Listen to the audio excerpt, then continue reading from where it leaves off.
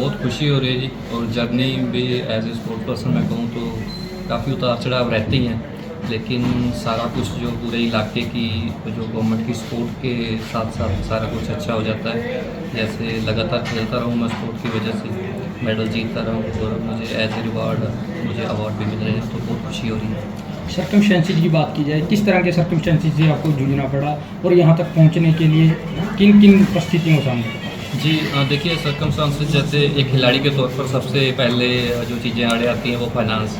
तो शुरू में काफ़ी दिक्कत हुई, लेकिन मैंने नेशनल मेडल जीते थे, तो हरियाणा सरकार से मुझे उन मेडल्स के जो कैश अवार्ड मिला, तो उससे मैंने आगे स्पोर्ट्स में मैंने अच्छा इक्विपमेंट खरीदा। तो उसके बाद लगातार मेडल आते रहे, देश के लिए खेलता रहा। और अगर मैं बात करूँ तो जैसे कोविड के टाइम सारा कुछ लॉकडाउन था, तो खेतों में भी प्रैक्टिस की कुछ टाइम तक, और बीच में और भी उतार चढ़ाव रहते हैं। जैसे एशियन गेम्स में जाना था, उससे जस्ट कुछ दिन पहले मेरी माता जी का इस दुनिया से चले जाना, उसके बावजूद मैंने वहाँ पे जाके इंडिया के लिए गोल्ड मेडल जीता। तो एक खिलाड़ी के तौर पर मुश्किलें कठिनाइयाँ आती रहती हैं, लेकिन जब खिलाड़ी मेडल जीतता है तो वो सारी चीज़ें भूल जाता है। सिर्फ वो तिरंगा सबसे ऊपर होता है, राष्ट्रगान वहाँ पे चलता है, तो वो सारा कुछ याद रहता है, एक अचीवमेंट याद रहती है। है। रविंद्र, बात करें जब कोई आदमी डिसेबिलिटी हो जाता है तो कहीं ना कहीं डिमोटिवेट हो जाता है, जी तो आपने उसको अपना कैरियर बनाया, तो जी किस तरह कहेंगे, क्या कहेंगे जो बंदे डिमोटिवेट हो जाते हैं उन्हें किस तरह मैसेज कन्वे जी करना चाहिए? बिल्कुल, मैं अक्सर ये चीज़ कहता हूँ कि आपको अपनी डिसेबिलिटी से थक हार कर बैठने की बजाय इसे अपना हथियार बनाकर आगे बढ़ना चाहिए। मैंने भी क्योंकि मेरा फैमिली जो व्यवहार था, जहाँ मेरे दोस्त मित्र पढ़ने, कभी किसी ने महसूस नहीं होने दिया मुझे ये चीज़। सपोर्ट मिला मुझे हर जगह। 2012 में जब मुझे पता चला कि ऐसे ऐसे पैरा स्पोर्ट्स होता है, तो मैंने आर्चरी चूज़ की पैरा खेलों में जाने के लिए। मुझे लगता है कि ये सोच की बात है। आज हमारे साथ शीतल देवी भी खेलती है, जिनके दोनों हाथ नहीं है, पैर से दोनों चलाती हैं। तो मुझे याद है जनवरी में मैं जयपुर से चंडीगढ़ आया था नेशनल के बाद, तो मुझे लाइट्स पे एक व्यक्ति मिला जिसका एक हाथ नहीं था, वो मांग रहा था।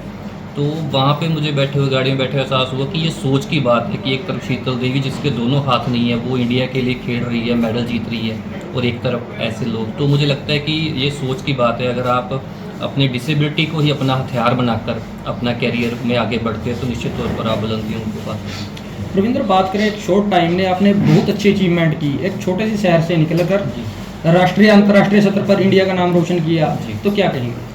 देखिए, बिल्कुल उस जिस टाइम मैंने गेम शुरू की थी, उस टाइम हमारे यहाँ पे 2012 में मैंने शुरू की थी। आर्चरी का इतना रुझान नहीं था। मैंने पटियाला में स्टडी के लिए मैं गया था, वहाँ पे गेम शुरू की। लेकिन मुझे इस बात की खुशी है कि 2018 में जब मेरा मेडल आया, और उस टाइम माननीय कुलवंत बाजीगर जी हमारे यहाँ से विधायक चुने गए थे, तो उस टाइम इनके कमलों की वजह से यहाँ पे स्टेडियम का काम पास हुआ था। अभी सिंथेटिक ट्रैक और वहाँ पे आर्चरी अरीना भी बनना है। तो उसके बाद से तीरंदाजी का रुझान शुरू हुआ, और अभी 2021 के मेडल के बाद यहाँ पे तीरंदाजी का कोच नियुक्त कर दिया गया है गवर्नमेंट की तरफ से। स्टेडियम का काम लगभग पूरा होने वाला है। यहाँ पे मुझे इस बात की खुशी है कि पिछले 4 साल में यहाँ से 40 से 50 बच्चे तीरंदाजी के बन गए हैं, जो इस टाइम प्रैक्टिस कर रहे हैं। और निश्चित तौर पर पहले कहा जा सकता था कैथल या गोला चीका खेलों में पिछड़ा हुआ, लेकिन आजकल मेरे साथ साथ और भी कई खिलाड़ी हैं जो मेडल जीत रहे हैं, और मुझे पूरी उम्मीद है कि जल्द ही हम और आगे बढ़ेंगे खेलों को। रविंद्र, रोल मॉडल के रूप में आप उभर रहे हैं गुला चिका के लिए, बच्चों के लिए, तो ऐसे में बात की जाए तो गुला चिका की नशे की बात की जाए, कहीं ना कहीं पहले चपेट में था, अब कम हुआ है, क्या मैसेज कन्वे करना चाहेंगे जो युवा नशे की चपेट में? देखिए, हमारे साथ आज हम माननीय कुलवंत बाजीगर जी के यहाँ मेरा मन था मिलने आने का, तो इनसे भी मैं यही कहना चाहूँगा कि अगर नशे को हमें हराना है, तो सबसे बड़ा हमारे पास हथियार है स्पोर्ट्स। आप जितना हो सकता है युवाओं को ग्राउंड लेके आइए, वो बिज़ी रहेंगे, और अपने आप को ये एक एहसास होता है कि आप स्पोर्ट्स पर्सन हो, आपको नशे को हाथ नहीं लगाना जहाँ आप बिज़ी रहते हो। तो मैं तो अक्सर कहता हूँ कि आम आदमी भी डेली अपने रूटीन में से 1 घंटा ग्राउंड के लिए निकालें। जैसे ही ग्राउंड में जाओगे, आप अपने आप को फिजिकली मेंटली फिट रखोगे, तो आप ऐसी आदतों से दूर रह सकते हैं। जब आपको पद्मश्री मिला, कोई एक मोमेंट आपकी जो उस समय आपके मन में? जी सबसे बड़ी मूवमेंट तो इस बात का एहसास था कि मेरी फैमिली उस टाइम मेरे साथ थी, मेरे कोचेस मेरे साथ थे।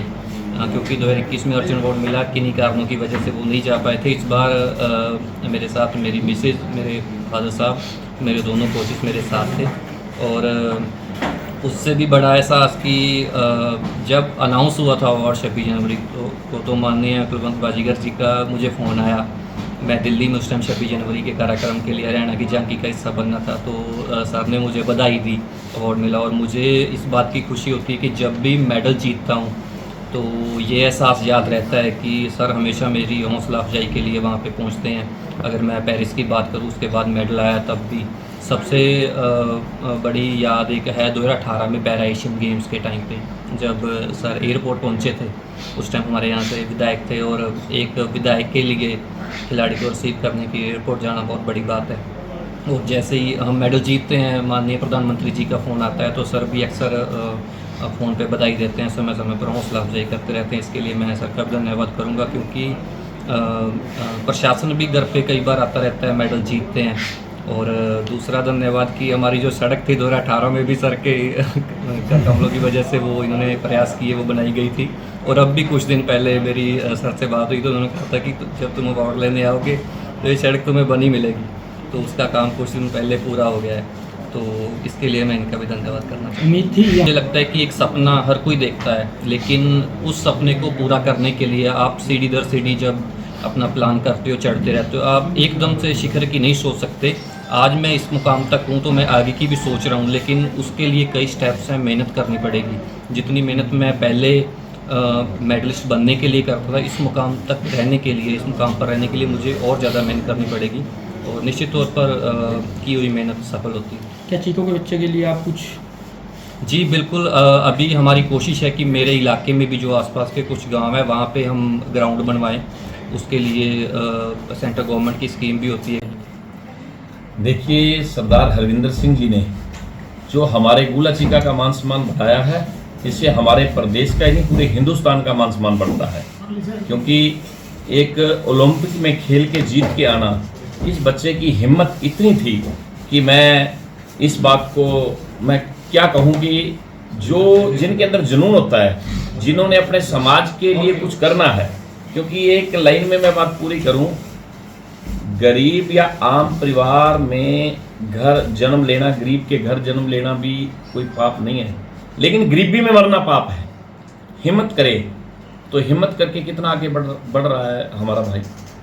तो इसने जब 2017 में ये चाइना में खेल के आया तो उस टाइम 7वां नंबर प्राप्त किया, बड़ी खुशी हुई। 2018 में इंडोनेशिया गोल्ड मेडल जीता इन्होंने, उस वक्त कितनी खुशी हुई। सरकार द्वारा भी 3 करोड़ रुपए दिए गए, 30 लाख रुपए भारत सरकार द्वारा भी दिए गए। और उस वक्त मैं एयरपोर्ट से लेने के लिए गया, मुझे इतनी खुशी थी कि इतनी खुशी जब मैं चुनाव खुद एमएलए का चुनाव जीत के आया था, उससे भी ज़्यादा खुशी थी मेरे को जब मैं इनको लेने के लिए गया। तो उस वक्त फिर मैंने मन में सोचा कि इनके गाँव को कच्चा रास्ता जाता है, तो जब लोग इनको बधाई देने के लिए आएंगे तो उस कच्चे रास्ते पे क्या महसूस करेंगे। तो मैंने तुरंत सीएम साहब के पास जाके सीएम अनाउंसमेंट करवा के इनकी सड़क मंजूर करवा के तुरंत सड़क बनवाई, ताकि उस बच्चे को ये लगे कि मैंने कुछ किया है और मेरे लिए कुछ गाँव को भी फायदा हो रहा है। और उसके बाद जापान में 2021 में खेल के आए, तब कांस्य पदक लेके आए। उसमें 2 करोड़ 50 लाख रुपए हरियाणा सरकार से और 30 लाख रुपए भारत सरकार ने भी दिए। उसके बाद अर्जुन अवार्ड दिया गया राष्ट्रपति ने। जब अर्जुन अवार्ड दिया तब भी हमारा सीना चौड़ा हुआ, जब हमारा मेरे हलके का हमारा अपना प्यारा साथी जब वहाँ राष्ट्रपति से फोटो आ रही है सामने अवार्ड लेते हुए। उसके बाद हरियाणा सरकार ने भीम अवार्ड दिया, और वो भीम अवार्ड के बाद भी बड़ा एक रुतबा बनता है, आपको पता है। फिर 2023 में चाइना में गए और चाइना में कांस्य पदक जीत के आए। उस वक्त भी हरियाणा सरकार ने 75 लाख रुपए, लेकिन केंद्र सरकार ने 7.5 लाख रुपए दिए इनका हौसला बढ़ाने के लिए, ताकि बच्चे और भी देख के खेलों की तरफ आए। 2024 में जब फ्रांस में ओलंपिक में गए, जब फ्रांस में खेल हुआ, जब उसमें गोल्ड मेडल जीता, तो उस वक्त तो जितनी खुशियां थी ये आप भी महसूस करते होंगे कि गोल्ड मेडल जीतने के बाद सरकार द्वारा 6 करोड़ रुपए दिए जाते हैं और भारत सरकार द्वारा 75 लाख रुपए दिए जाते हैं। फिर उसी वक्त बाद में जब इनको पद्म श्री अवार्ड देने की घोषणा हुई, बड़ी खुशी हुई। मैंने उस वक्त इनसे बात भी की जब दिल्ली थे, जब हरियाणा की झांकी पे दिल्ली ये प्रधानमंत्री की मौजूदगी में सारा देश क्या सारी दुनिया देख रही थी, तो जब वहाँ हमारे हरविंदर जी उस टाइम झांकी पे खड़े हुए थे, तो उस टाइम सीन ही कुछ और था। और फिर मैंने ये भी कहा उनको, जैसे हरविंदर जी ने भी आपको बताया, तो जब मेरी बात हुई तो इन्होंने मुझे ये कहा, कहने लगा भी अंकल जी वो जो सड़क है तो उसमें खड्डे भी पड़ गए, सड़क भी कितने सालों से बनी हुई है, कम से कम 10-12 साल हो गए। मैंने इनको ये कहा कि आप राष्ट्रपति अवार्ड लेके आओगे, पद्मश्री अवार्ड लेके आओगे तो आप पक्की सड़क से जाओगे, बिल्कुल वो सड़क आपको बनी मिलेगी। उस वक्त भी मैंने जल्दी ही तुरंत इनकी सड़क बनाई। तो मैं तो ये कहना चाहूँगा कि जिस तरीके से ये बच्चा मेहनत कर रहा है, हमारे हिंदुस्तान का नाम रोशन कर रहा है। एक गांव का नाम, मैं छोटी बात नहीं करूँगा, गांव का नाम तो ऑटोमेटिक हो जाता है। जब हिंदुस्तान का नाम हमारा रोशन हो रहा है तो ऐसी हिम्मत से और बच्चों को भी आगे बढ़ना चाहिए। आम बात है कि हमारे बच्चे पढ़ाई, जब कोई भी माँ बाप बच्चे को पढ़ाता है वो क्या कहता है कि इसको पढ़ाएंगे नौकरी लगेगा, भी नौकरी में पैसे कमाएगा, यही एक मनसा होती है कि पैसे कमाएगा नौकरी लगेगा। लेकिन मैं कहना चाहूँगा कि जो बच्चा खेलों में आएगा वो नौकरी से 50 गुना ज़्यादा पैसे कमा सकता है। उसके अंदर हिम्मत होनी चाहिए, शरीर भी ठीक रहता है। तो सबसे बड़ी तो अपनी जो कीमती तो देही है, तो खेलों में आते हुए ये देही भी ठीक रहती है, नशों से दूर रहता है, मन शांत रहता है, समाज में इज्जत बढ़ती है और पैसा तो इतना आता है कि खेलों की तरफ कोई बढ़ के तो देखो नीयत से, लेकिन कुछ 2-4 खेल खेल के उसके बाद वो घर बैठ जाए तो इस तरीके से कामयाबी नहीं मिलती। इसीलिए मैं तो सब बच्चों को कहूँगा कि ज़्यादा से ज़्यादा खेलों में रुचि बढ़ाए। मैंने यहाँ 4 स्टेडियम पहले बनवाए हैं, एक स्टेडियम और बड़ा 9 करोड़ 9 लाख रुपए की लागत से बनने लग रहा है। और अभी मैं यहाँ गया था अपना गढ़ी साहब भी लोगों ने मेरे से, नौजवानों ने इनको देखते हुए, इनकी चर्चा करते हुए, मीडिया में भी आई होगी बात, देखी होगी भी, हरविंदर सिंह का नाम लेते हुए उन्होंने कहा कि हमारे भी यहाँ ग्राउंड होना चाहिए। मैंने कहा कि ये ज़मीन आप दो और मैं वहाँ भी एक बड़ा स्टेडियम बनवाऊँगा। तो इसीलिए हम सबको अगर खेलों में बढ़ावा देना है तो सारा समाज बच्चों को भी आगे बढ़ाए और इनसे सीख लेनी चाहिए। मैं धन्यवाद करता हूँ। कल मैं वहाँ प्रोग्राम में जिनके जा नहीं पाया, क्योंकि जब ये आए थे मुझे खुशी बड़ी थी। तो जब इन्होंने कहा कि अंकल जी जब तो मैं आया, आप दिल्ली लेने आए थे तो आज आप वहाँ मिले नहीं, तो फिर मैंने आज सुबह जाना था, लेकिन ये कहने लगे नहीं आज मैं आऊँगा आपके पास। तो ये आए हैं, बड़ी खुशी है। और जितने सामाजिक साथी से भी देख रहे हैं, मिल रहे हैं, इसलिए मैं इनका बहुत बहुत धन्यवाद करता हूँ। इनके पिताजी का भी बहुत बहुत धन्यवाद करता हूँ, ताकि उसने अपने बच्चे को इतना आगे बढ़ाने की कोशिश की, जिससे हमारी शान बढ़ी है। श्रीमान जी, आपने बात की स्टेडियम की, सीएम अनाउंसमेंट का स्टेडियम है, 2018 की अनाउंसमेंट है।